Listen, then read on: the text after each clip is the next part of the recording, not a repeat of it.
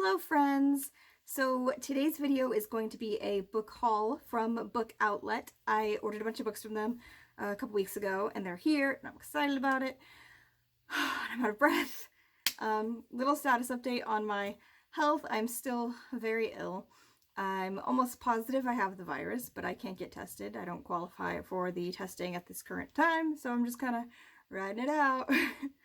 And I feel like hell, so you know, that's why I'm wearing a hat, because I look like a mess. My hair is a mess, everything's a mess right now, so I apologize for that. But I'm going to show off these books for you guys because I'm really excited about some of them. If you don't know, Book Outlet is like a very super discounted online bookstore. Like everything is super cheap. They're like 90% off, and this is my first time ever buying from them, but I will absolutely be buying more because oh my goodness, so many cheap books. So to start off with, I've got Spellbook of the Lost and Found by Maura Fowley Doyle. I don't know a lot about this book. I know it follows like a couple of girls who meet some other girls and they all find like a spell book and start doing like witchcraft. This is all I know. I haven't even heard much about it, but I'm excited to read it. It's actually on my TBR for next month's Owl's Magical Readathon, so I'm excited about that. So I'll be getting to this soon. Next up, we've got Love Scene Take 2 by Alex Evansley. This, I also don't know a lot about it, but it sounds like it's about like this guy who's an actor and he's auditioning for a part and he ends up meeting like the woman who is the author that the like movie's being based off of or something, and they end up falling in love probably. It sounded really cute. I like acting, I like writing, so it sounds like, you know, a good love story that I would actually be super into. So that's why I got this one. Next up is Invisible Ghosts by Robin Schneider. Casey is actually friends with this author. I've met her once or twice, but Casey like is actually friends with this person. So when I saw this book on there, I was like, yes! I don't know much about it. I know that it follows a girl and her brother who is a ghost. And that's all I know. I don't want to look too much more into it because I want to be surprised. So, but yeah, I'm excited about this one. It sounds cute. Next up, we've got Furthermore by Tahereh Mafi, if I'm saying that correctly. I think this is like a cute middle grade series. I've heard good things about it. I think it follows a girl who's like on an adventure to try to find her missing father. The cover is like adorable. It looks so much fun.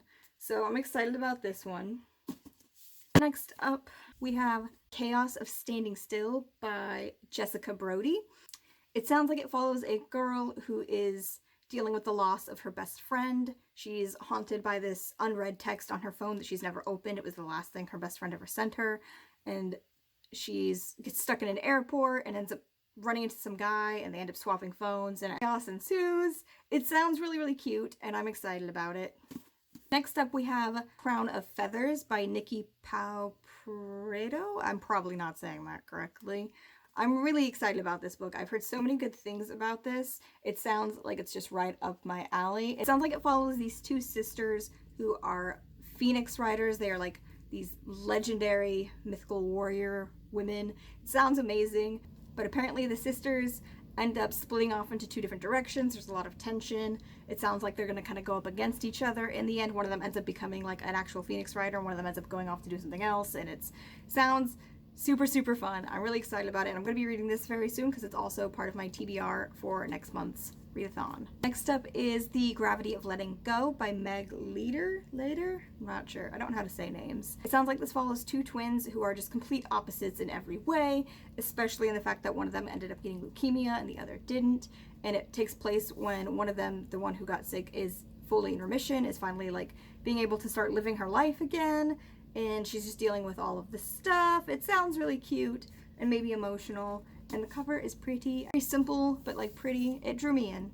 I like it. Reign the Earth. This one also sounds like something I'm really gonna like. It follows this girl who ends up agreeing to an arranged marriage with another kingdom to stop a war with her homeland. Discovers that in this new country that she's moving off to, that magic is outlawed. People hate and fear the elementals, elementes, and she discovers that she's one of them. She can bend the earth to her will and manipulate all the elements. She's basically the Avatar. So basically she's trapped between like her husband's hatred of her magical abilities and like her brother leading a rebellion from the other kingdom, and has to figure out what she's going to do about all of this. It sounds like a fun ride, and I'm really excited to read it. Next up is Starfish by Akemi Dawn Bowman.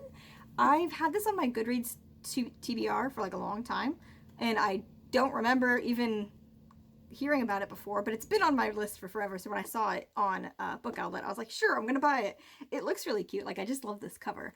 So apparently it follows this girl. She's trying to get into this art school. She doesn't get into the school she wants to get into, and then her abusive uncle moves back home with her family, and she's struggling with all these things, including like the fact that she's got this half Japanese heritage, and she doesn't quite understand where she fits in with her family and the world. And it's an invitation from one of her childhood friends who lives out on the West Coast and is inviting her to come tour all these art schools with her. So she goes on this adventure and starts kind of like discovering things about herself on this journey. And it just sounds like a cute story, and I'm excited to read it. Next up is The Last Named Sarah by Kristen Cicerelli. I have never heard of this book, but I saw this gorgeous cover when I was searching for books on a Book Outlet, and I was like, yes, please. I don't know a lot about it. I don't want to know much about it. I kind of skimmed the synopsis, and apparently she's a dragon hunter. I'm super hyped about that because I love dragons.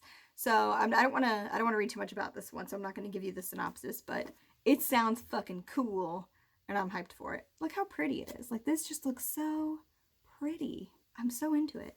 Next up, we have The Hazelwood by Melissa Albert. I think most people have heard of this book before. I've heard good and bad things about this series, but I want to read it for myself to figure out where I fall on the spectrum of opinions.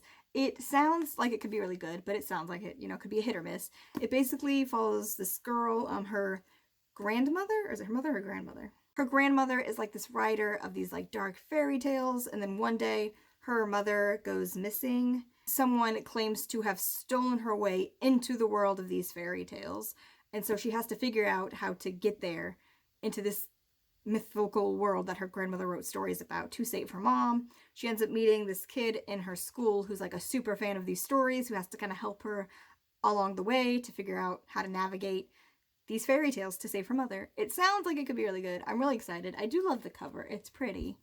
It speaks to me. Next up, we have Hunted by Megan Spooner. This is basically just a Beauty and the Beast retelling that I've heard good things about. Fairy tale retellings are always hit or miss with me, but I really like fairy tale retellings. Like, I loved the Lunar Chronicle series so much. I know some people don't. That's fine. But I've heard good things about this one, so I wanted to try it out. Next up, we have Our Dark Duet by Victoria Schwab. This is the sequel to This Savage Song, which I've also not read from her. It's up on the top shelf. I haven't read the first book, but I was getting ready to read it this month before I got sick. It was the first thing I was going to read this month, and I haven't picked it up yet because I've been sick. But I went ahead and got the sequel, so that way when I do read it, I will have this, and I'm excited. I don't know what it's about. I'm not going to tell you what it's about because I don't want to know too much. I like to be surprised sometimes. Next up, I got Red Queen by Victoria Aveyard. This is another one that's going to be on my next month's TBR, so I'll be getting into it soon. This series has very mixed reviews. People either love this or hate this. And I don't know where I'm going to fall, but I'm excited to find out. I think it follows this girl who's like this commoner, but she's got like this deadly power. So these people who are like royalty end up hiding her and claiming her as like their lost princess, and chaos ensues. Chaos always ensues. It's a book. I'm excited to try it though. And then next up, this is not actually from Book Outlet. Those were all my Book Outlet books. This I ordered online the other day because I needed it for my next month's TBR, because I needed a book that starts with an M. And I've been dying to read this forever because I love Strange the Dreamer. So I finally got Muse of Nightmares. I'll be reading this next month as well. I'm so excited about it. This was not from Book Outlet. It's just a normal purchase, but I wanted to throw it in here because books. So yeah, that's my book haul from Book Outlet. I'm very excited about it. I have to like resist the temptation to just buy more books from there because like they don't have like everything you're looking for, obviously, but they have some really good finds. And all of these books, like the cheapest one was like literally $1.50. And the most expensive one on this list was, I think, Crown of Feathers, which was like $7. And I splurged on that one because I really wanted it. Most of these books were on average like $2.50 to $3.50. So it's like a good deal. I think at most I spent like $37 on 14 books. That's a really good deal. So if you guys have not checked out Book Outlet, you should do so. I will post a link in my thing below if you want to try out Book Outlet, and it will give me some credit to buy more books. So if you want to buy from Book Outlet, click the link below so I can get credit for free books. thanks for watching, guys. I'm doing my best to just rest and not die. I haven't been able to read anything all month because I've been sick and it sucks. But hopefully I get better soon. It's almost my birthday. It's my birthday this week. By the time this gets posted, my birthday might have already passed. My birthday's on Wednesday. 29. So hopefully I start feeling better soon, because not only do I not want to be sick on my birthday, but like I'm already quarantined on my birthday. I can't leave the house. And I'm sick. It sucks. But at least I got all these books to keep me company. So hopefully I start feeling better soon so I can start reading again, because I miss my books. Let me know in the comments down below if you guys have read any of these books, if you liked them. If you didn't, don't give me spoilers. I like to be surprised.